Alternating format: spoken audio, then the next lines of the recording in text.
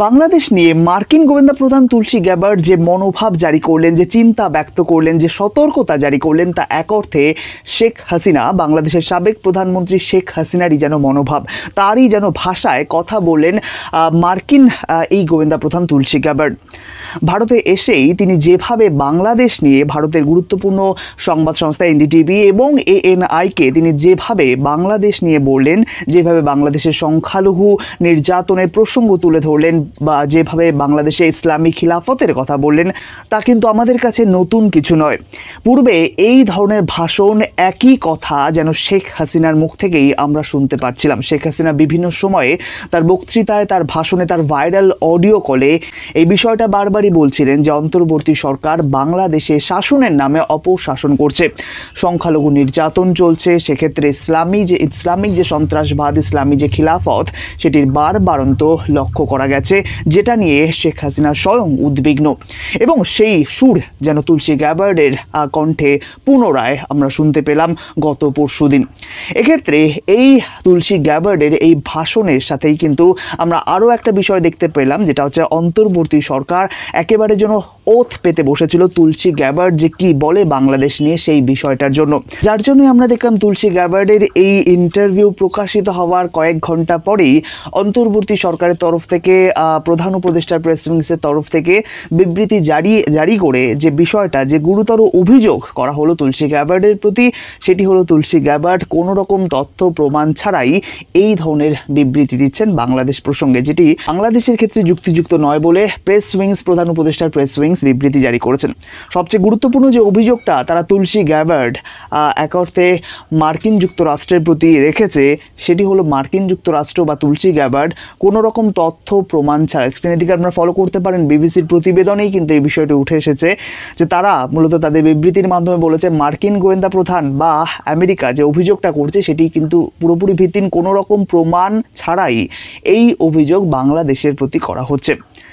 সুতরাং এই বিষয়টি এক অর্থে তুলসী গ্যাবার্ডকে নয়, বরং মার্কিন যুক্তরাষ্ট্রকে চ্যালেঞ্জ করা হয়েছে, সেটাই কিন্তু বিশেষজ্ঞরা মনে করছেন। এবং তুলসী গ্যাবার্ড যে বক্তৃতা দিয়েছেন, ইন্টারভিউয়ে যে কথাগুলি বলেছেন, তা কিন্তু পূর্বে সেই ডোনাল্ড ট্রাম্পের কথাগুলির মতোই। সুতরাং বিশেষজ্ঞরা মনে করছেন যে তুলসী গ্যাবার্ডের এই বক্তৃতাকে চ্যালেঞ্জ করার অর্থ এক অর্থে ডোনাল্ড ট্রাম্পকে চ্যালেঞ্জ করা, যেটা কিন্তু অন্তর্বর্তী সরকার ভুলবশতই করে ফেলেছে। একদিকে আমরা দেখেছি অন্তর্বর্তী সরকারের প্রতি ডোনাল্ড ট্রাম্প পূর্ব থেকেই কিন্তু ক্ষিপ্ত। ইউনুস সরকার, মোহাম্মদ ইউনুস বিশেষ করে প্রধান উপদেষ্টা, যিনি 2016 সালে ডোনাল্ড ট্রাম্প যখন ক্ষমতায় এসেছেন তাকে হারানোর জন্য হিলারি ক্লিন্টন বা ক্লিন্টন ফাউন্ডেশনে অর্থ দিয়েছিলেন সেই ভোটের সময়। সেক্ষেত্রে ডোনাল্ড ট্রাম্প ভোটে জিতে তার বাংলাদেশের প্রতিনিধি যারা ডোনাল্ড ট্রাম্পকে সেই সময় শুভেচ্ছা জানাতে গিয়েছিলেন, তাদেরকে বলেছিলেন আপনাদের ঢাকার মাইক্রো ফাইন্যান্সের সেই ব্যক্তি কোথায় যিনি আমাকে হারানোর জন্য হিলারি ক্লিন্টনকে অর্থ দিয়েছিল। সুতরাং এক অর্থে বলাই যায় যে অন্তর্বর্তী সরকারের প্রতি ডোনাল্ড ট্রাম্পের যে মনোভাব, সেই মনোভাব কিন্তু ট্রাম্পের এই টার্মে একই রকম থাকবে বলে বিশেষজ্ঞরা মনে করছেন। তবে অন্তর্বর্তী সরকারের জন্য সবথেকে চিন্তার যে বিষয়টি হলো, সেটি হলো শেখ হাসিনা এতদিন তার ভাইরাল বক্তৃতার মাধ্যমে যে বিষয়গুলি, যে আলোচনাগুলি তুলে ধরতেন বাংলাদেশবাসীর সামনে, তুলসী গ্যাবার্ডের মুখে, মার্কিন যুক্তরাষ্ট্রের মুখে সেই কথাই। সুতরাং নিশ্চিতভাবে এটা কিন্তু অন্তর্বর্তী সরকারের ভিতকে একেবারে নাড়িয়ে দিয়েছে গত পরশুদিন। এক্ষেত্রে আপনারা জানেন ডোনাল্ড ট্রাম্প খুব স্পষ্টবাদী ব্যক্তি। জো বাইডেনের সাথে সম্পর্কের জন্যই তিনি মূলত কানাডার জাস্টিন ট্রুডোকে চরম অপমান করেছিলেন। এক্ষেত্রে কানাডাকে মার্কিন যুক্তরাষ্ট্রের সাথে যুক্ত হওয়ারও প্রস্তাব জানিয়েছিলেন, যার পরবর্তীকালে আমরা দেখতে পারি কানাডার জাস্টিন ট্রুডো তার মন্ত্রী পদ থেকে ইস্তফা দিয়েছেন। সুতরাং এই বিষয়টা বাংলাদেশের ক্ষেত্রেও প্রযোজ্য হতে পারে। এক্ষেত্রে মোহাম্মদ ইউনুস চাপের মুখে পদত্যাগপত্র দ্রুতই পেশ করতে পারেন। ইতিমধ্যে আমরা দেখেছি বাংলাদেশের আভ্যন্তরীণ রাজনীতিও কিন্তু বেশ উত্তপ্ত হয়েছে। বাংলাদেশের গুরুত্বপূর্ণ দলগুলিও একে অপরের সাথে দ্বন্দ্বে লিপ্ত হয়েছে। এক্ষেত্রে উপদেষ্টা এবং সমন্বয়কদের মধ্যেও কথা কাটাকাটি স্পষ্টভাবেই শোনা যায়। সুতরাং এটা স্পষ্ট বলা যায় মোহাম্মদ ইউনুসের গদিতে থাকার সময় শেষ হয়ে এসেছে।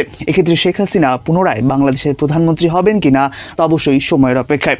তো এই বিষয়ে আপনার মতামত অবশ্যই কমেন্ট করে জানাবেন। যারা নতুন চ্যানেলটি সাবস্ক্রাইব করে নিন, অবশ্যই আপনার প্রিয়জনদের সাথে ভিডিওটি শেয়ার করবেন। ধন্যবাদ নিউজ কথার এই গুরুত্বপূর্ণ প্রতিবেদনটি দেখার জন্য।